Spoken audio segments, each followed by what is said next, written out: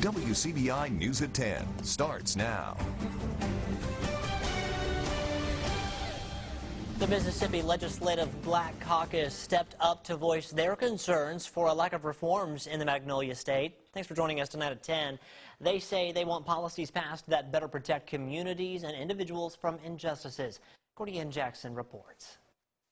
The Mississippi Legislative Black Caucus is pleased to see folks turning chaos into opportunity for change. The worst thing that could happen is to experience and witness the public lynching of a George Floyd and do nothing, feel nothing, mourn for nothing, and allow silence to grip you and normalize these conditions. Representative Chuck Taylor says that's why he's asking protesters what they'll do when the protests are over. What are they doing for the long haul? Caucus Chair Senator Angela Turner Ford says it's important that the focus remains clear. The message is important, but try not to engage in unnecessary destruction or violent protest. This is about making sure that the message is heard and as well received as possible. The caucus members say their role will be to put policy changes in place. The clarion call to this body is to create and pass policies that are rooted in fairness, equity, and justice. But their efforts have failed both this year and in years past. It's in Minnesota now, it could be Mississippi tomorrow. So it's very frustrating when we think about we've made an attempt to put things in place to safeguard us against that. But we're still hopeful that going forward we can work with the leadership to shape some good policy. So they're now asking that their constituents look to local government as a way to get more immediate changes in motion. Municipalities really need to investigate looking at body cameras. They also need to look at their ordinances. Police departments need to look at their SOPs, their standard operation procedures, and see if there's anything that needs to be addressed as it relates to excessive force. Untitled Jackson, WCBI News. Some members said those local changes will be the fastest way to start for these reforms. Here at home, dozens of people came together in hopes of sending a message. Our Stephanie Poole was there, and she shares how they're using their faith and voices to help us all unite. A little music. The nation is going through a few words of encouragement. Prayer. This is what congregation members at Northside Missionary Baptist Church say is a perfect recipe for worship. I believe worship and prayer is a special place to find peace, to find comfort, to find confidence in the midst of trying times. You know, for our city as a whole, for our nation as a whole, we need prayer, we need worship, we need direction from the Lord on what we need to do. For Tyson Cunningham, worship leader of Cross Point Baptist Church, is also a way to unify the community. I feel like nights like this are great initiators to get our hearts stirred and to just get clarity from the Lord on what we need to do in our community and in the nation. It's a blessing to see the people sense the need for this, you know, and to be willing to come out even in the midst of all the COVID-19 and everything that's going on, but for people to still show up and come out and be a part of this, I feel like it's very, very special, and it says a lot about our community. Area pastors were invited to give words of encouragement and offer prayer too. It's time for change. It's time for a miracle to wake up. And let's do so. Columbus Lowndes County NAACP President LaVon Harris says, with everything happening across the nation, this is the time to reflect and come together. We know the pain is there, the pain is still there. It's not going away. And everybody's hurt and everything coming, you know, so close together. We got a pandemic. We also, like you said, we got everything, rallies going across the country, the nation. And then too, today they had Mr. George, one of his funerals today. And then, you know, we also have on a local issue, the Ricky case. So we want to know the people to know in the community, no one is forgotten. And hopefully the community can learn to lean on each other. In the midst of trying times, you know, to just cast your burdens, cast your cares unto the Lord because he cares for us. Trust me, baby, God answers prayer. You know, you bring it to him, oh, he will answer them prayers. Reporting in Lowndes County, Stephanie Poole, WCBI News. We have some wet weather here across the northern parts of the area. Let's check out US 45 and 145 there in Lee County near Saltillo. We have some lightning, we have some downpours. We had a severe thunderstorm. It has weakened, but still raining pretty good in Saltillo, Guntown, northern Lee County. Down to the south, just coming on into Tupelo, and the stretches back to the west a little bit. So On a positive note, we've lost the severe weather, but still some gusty breezes here, some lightning, some heavy downpours. This is moving east-southeast at about 30 miles per hour. Most spots won't see a storm farther south in the Golden Triangle area. No problems tonight. It looks like a muggy night, lows around 70, and we will likely have some more scattered storms tomorrow on our Friday, upper 80s to around 90. Your full forecast in just a few minutes. Oktibbeha County deputies make an arrest in a May homicide. Now 27-year-old Matthew Graves of Brandon is charged with capital murder.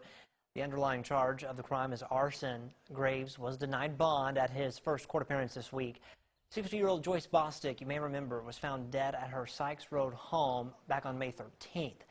Deputies, they were originally called out to the home to check on Bostic. Investigators say the home was partially burned inside. Investigators are still trying to piece together a motive. Aliceville police continue to investigate a weekend homicide. Police Chief Tony Jones says that officers were called to a home on Jasper Road early Sunday morning. That's where they found the body of 28-year-old Brandon Peoples. Jones did not release how the man died. Investigators do have a person of interest in the case, but no arrest has been made. Aliceville police and Pickens County deputies are investigating the homicide.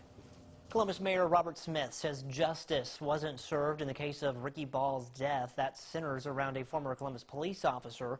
It's been 3 days since the judge dismissed the manslaughter charge against Canyon Boykin. That decision that continues to send shockwaves throughout the community. Smith says he was disappointed when he found out that the case was being dismissed with prejudice. He would also like to have seen the case settled in a courtroom. The mayor also questions the timing in which the dismissal was made. How can justice prevail when it tossed like an old newspaper? I mean, it just expired, and for it to be the new Attorney General to dismiss it with prejudice, then it's just like, that's the end of it. And the citizens of Columbus deserve to know what happened, why it was dismissed. I would like to know personally myself why it was dismissed. Yeah, a lot of Columbus residents want to know. Now, for a few weeks, the mayor is asking all pastors in the Friendly City to hold prayer vigils following the recent events in Columbus as well as in Minnesota. Next Tuesday, the city will have a town hall meeting at 5:30 to address issues such as use of excessive force and the importance of wearing body cameras. Social media, it allows us to express ourselves and connect with people from all over. But when using social media, we know we've got to be careful. Misusing the mediums could cost you a criminal consequence. Quentin Smith explains. Whether your timeline is popping on Twitter, Facebook, Snapchat, Instagram, and now TikTok, social media is a popular tool used by millions of people all across the world. Social media is great because it allows people to connect to folks that they otherwise wouldn't get a chance to see. However, there are posts out there that some would consider threatening and distasteful. Sometimes when somebody has their phone or they're sitting at a computer, they're behind a screen, and so they feel more distant from the things they're saying, and so they'll say things that they wouldn't normally say. Dr. Barry Smith is a professor and chair of the communication department at Mississippi University for Women. He says those posts can come with backlash. If you say something hateful, and then your boss sees it, your boss might fire you. Your neighbors might say, well, we don't want you coming over to the birthday party. Many people use social media as a way to exercise their freedom of speech, but that right can have consequences. The way the law is written, if you get on social media and you insult somebody or harm their personal character or threaten to hurt them, then you very well could be charged with a crime, even though you claim it's your First Amendment right. And at that point, then you have to go to court and defend yourself and hope the courts agree that you're within your First Amendment right. WCBI legal analyst Jeff Hosford says if a person is caught making a threatening post, they can be charged with cyberstalking, which is a felony. Without a restraining order, which means basically you've done it and you've been arrested, it carries up to 2 years in jail or 2 years in prison.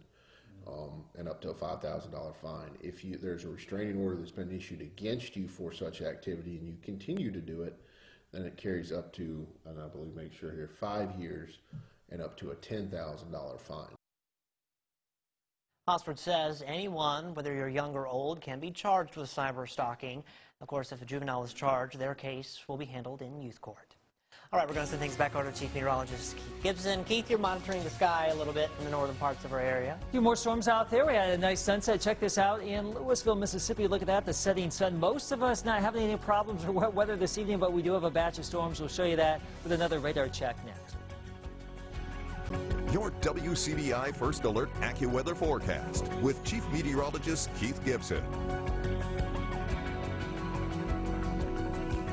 Temperatures right now in the mid to upper 70s across the region. This is our Alpha Insurance Camera Network at Durham's Pharmacy in Vernon, Louisville, Mississippi, Columbus. These locations doing okay right now. We do have some wet and stormy weather in Lee County and Tupelo. And let's go out to I-22 and US 45 up there by Barnes Crossing.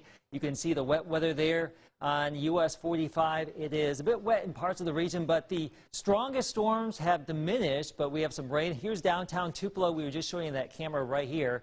Our live radar check showing a pretty good downpour right over Tupelo. Ooh, let's zoom back the camera a little bit. You can see that we have these storm cells or showers down from Guntown back to Marietta. Even over here towards Tishomingo in Tishomingo County and back to the west, another little blip near New Albany. The worst of the weather now done, it would appear. We've had a stripe of 1 to 3 inches of rain from about New Albany back to the northwest, and that's where the heaviest rain has been as we've gone throughout the last 3 hours, most of us not seeing it. That little complex developed near Memphis, and these storms are dotting the landscape all the way into central Tennessee, but farther south, we're doing okay here, so it doesn't look like we will have a lot of active weather as we go throughout the rest of tonight. We'll just monitor things, though. It will be a warm one. We start out in the low 70s tomorrow morning, back into the 90-degree range tomorrow afternoon. There's Chopper, our first alert forecast, going for a ride. You may want to go for a ride early before those storms start to pop on up and head out to the dog park. We have a warm and humid, sultry type day for us here on Friday. Upper 80s to around 90, winds from the south and southwest at about 5 to 10 miles per hour. And again, there will be some scattered storms around primarily during the heating of the day. Locally and across all of Mississippi and Alabama, upper 80s to low 90s, a good chance for scattered storms. Have the umbrella on standby. These showers and thunder showers beginning to diminish, but can't rule out a few additional ones later on tonight or tomorrow morning. Very mild as we start out. We're back into the upper 80s to low 90s with more storms bubbling on up during the afternoon. And we may have another wave of storms move through late in the day. Again, we'll just wait and see. All right, here's the latest on Tropical Depression Cristobal. Again, it has fallen apart a little bit over the last 24 hours. It is inland. It's going to be hanging out over land over the next 24 hours. And then get back into the southern Gulf of Mexico, and probably by late Sunday, approaching the Louisiana coast as a tropical storm. And then it looks like the center will be shunted back to the west a little bit and probably go back to the west of the Mississippi River Valley. That will put us on the eastern side of it. There's going to be an area of high pressure and this frontal boundary that will deflect it back to the west, but we will be on the eastern side of it. So there's still the opportunity for some heavy rain, maybe an isolated tornado threat. Depending on the track, we may get some of that, we may get nothing. But we do suspect there will be some rain and some storms around early next week. So we are throwing that in the forecast Monday and Tuesday, the opportunity for some tropical rain with the remnants of that tropical system. Tomorrow, though, we will have scattered showers and storms on our Friday. We are lowering rain chances for the weekend. Can't rule it out, but it looks to be more dry than anything else. Warm and steamy with highs in the low 90s, lows in the 70s. Scott?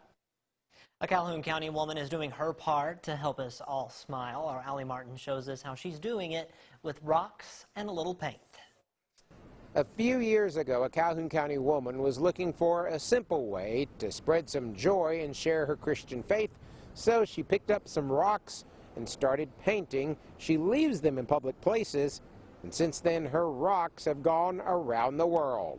I love painting rocks, and I'm always looking for a new, unique one. Brenda Poteet is on a mission, one rock at a time. It started on a family vacation in Arkansas when her grandkids were finding and hiding painted rocks others had left behind. We went to the Walmart that afternoon and bought paint and went to the motel, and we painted a bunch of rocks. That was our start. On my rocks, I try to put "Smile, God Loves You" on each one of them. She also puts her phone number on the back of the larger rocks, and she has heard from people near and far. My grandson, we went on a school trip. We all painted rocks, and I gave each child a rock to hide while we were in Washington, D.C., and it was so much fun seeing them hide them, you know, around the places.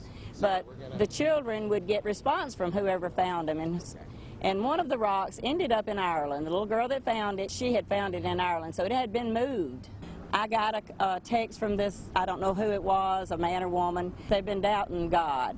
And when they saw this, it was just an uplift to them and said, I needed that there is a God and He loves me. She even delivers the rock art in person. I brought you a box of rocks. I want you to give them to all the guys in the car. We get stuff like this and we have kids all the time. Wrecks, domestics and stuff like that, and this would make a world of difference to them if you just hand them a rock and let them know you're thinking about it. This is just a great ministry that I want the Lord to get the glory for. If you ever meet Brenda Poteet, she will make sure you get your own bag of rocks. All she asks is that you keep one or two and give the rest away. In Bruce, Allie Martin, WCBI News. Petite has a neighbor who has a near endless supply of rocks of all sizes, so she says be on the lookout. All right, Hell State Hoops adding to the roster. The latest on Nicky McCray-Penson's pickups coming up a little later in sports. You're watching WCBI News at 10 with Scott Martin. Welcome back, everyone. Strokes can be deadly. The cardiovascular disease mortality rate in our state is the highest in the nation. We learn more in tonight's Health Talk with Baptist. Hi, I'm Belinda Sanderson, Director of Quality at Baptist Memorial Hospital Golden Triangle. Tonight I want to talk to you about ways to lower your risk of having a stroke. Older age and family history of strokes are among the things that may make you more likely to have a stroke. You can't turn back the clock or change your relatives. Still, experts say 80% of strokes can be prevented. A quarter of Americans who have strokes have had one before, so how can you tilt the odds in your favor? Lower your blood pressure. High blood pressure is the #1 cause of strokes. It's the reason for more than half of them. A normal blood pressure reading is lower than 120/80. If yours is regularly above 130/80, you might have high blood pressure or hypertension. If it's not managed well, high blood pressure can make you 4 to 6 times more likely to have a stroke. Stay away from smoking. You double your risk of strokes if you use tobacco.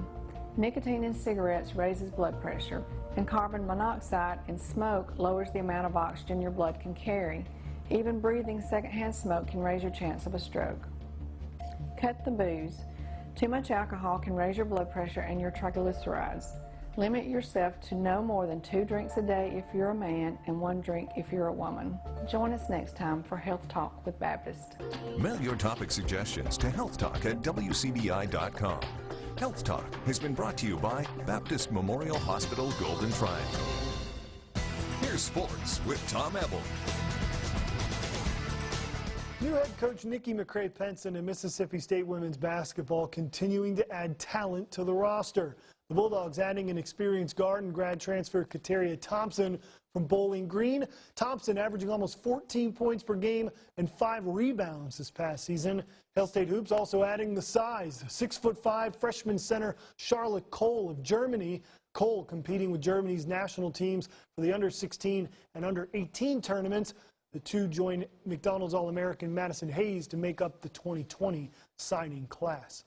Ole Miss men's basketball gives us something to look forward to later this year. The Rebels releasing its full non-conference schedule for the upcoming year, highlighting the big matchups. November 18th, Ole Miss hosting Charleston Southern. Charleston Southern, former Pontotoc Warrior Ty Jones is a member of that squad, returning to North Mississippi to face the Rebels. Rivalry matchup December 5th with Memphis at the Pavilion. Rebels with their first true road test going to Dayton on December 19th. And Ole Miss, it's their turn for the home-and-home matchup with Wichita State to end non-conference play. The NBA is back. The Board of Governors approving set dates and information on what the restart NBA season will look like. NBA basketball will be back July 31st. The season running through October 12th. 22 teams will compete at the ESPN Wide World of Sports Complex in Orlando, Florida. 13 from the West, 9 from the East. Teams that were still in playoff contention before the season was cut short. Each team is playing 8 games to determine the seeding. And if the 8 seed, you're 4 games up, they win the spot. But at the end of the regular season, and those 8 games are up and the final spot is still up for grabs, the possibility of a play-in game for the final seed exists.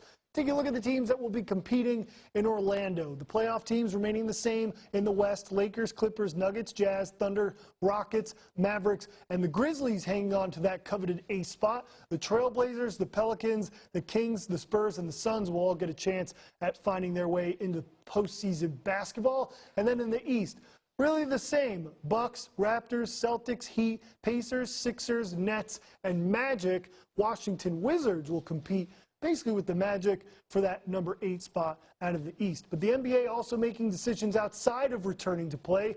The league has set August 25th as the date for the NBA draft lottery and October 15th as the NBA draft date. The NCAA has set the withdrawal date for college eligible players to return to campus 10 days after the NBA draft combine, or August 3rd, whichever of those comes first. NBA free agency will begin October 18th, and the brand new NBA season will be tipping off on December 1st of this year. That's it for sports. We'll be back right after the break.